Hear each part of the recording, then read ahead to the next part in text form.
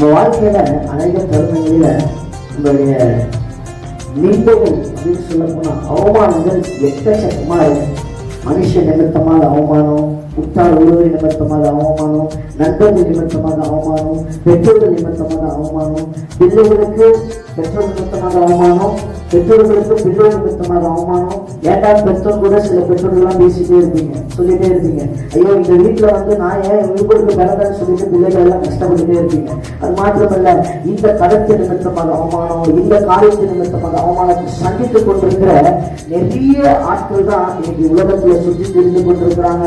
அதுல ஒரு நபர் வேதத்துல தாவீது என்ற ஒரு மனுஷன் இருந்தார்.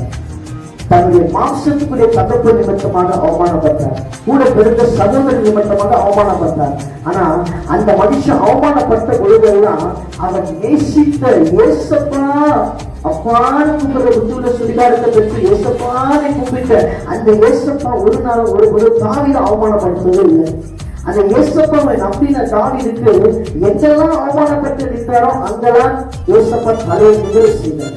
இப்பொழுது இந்த வார்த்தை கேட்டுக் கொண்டிருக்கிற அன்பு தேவ ஜனமே, இதை பார்த்துக் கொண்டிருக்கிறதாங்க நீங்கள் ஒருவேளை பலவிதமான அவமானத்துல ஒன்றத்துக்கும் ஆக்கில ஒன்றத்துக்கும் உதவ மாட்டேன், நீ ஏதா என்னன்னு சொல்லி ஜனங்க உங்களை நிந்தித்து பேசிக் கொண்டிருக்கிற அவமானத்துக்குரிய வார்த்தையில கூட இந்த அவமானங்களை மாற்ற வல்லவரா இருக்கிற இயேசுப்பா நீங்க கூப்பிட்டா போதும், அவர் உங்களை அவமானம் மாற்றுவார்.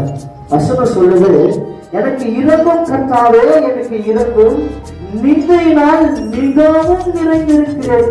அப்பதான் என் அவமானம் ரொம்ப மிகவும் நிறைந்திருக்கிற அவமானமா இருக்கு. இதை யாரு விடுதலை செய்யணும்? சிலுவையில் உங்களுக்காக ரத்தம் சிந்தப்பட்டு இயேசுதான். இயேசு சிலுவையில ரத்தம் சிந்தப்பட்டு சரீரம் எல்லாம் காயத்தினால பிக்கப்பட்டு அவர் கொழுவராய் குத்துவராய் கிடக்கிற அந்த சூழ்நிலை இயேசப்பா அவரை நோக்கி பார்த்தார்.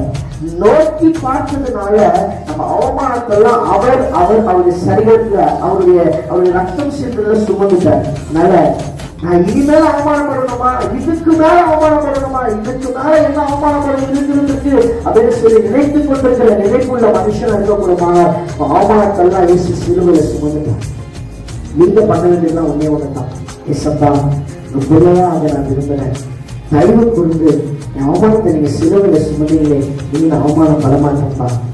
ஆனா ஒரு மாதிரி இருக்கு, அவமானம் அடைவதில்லை அப்பா நான் உமது பிள்ளை,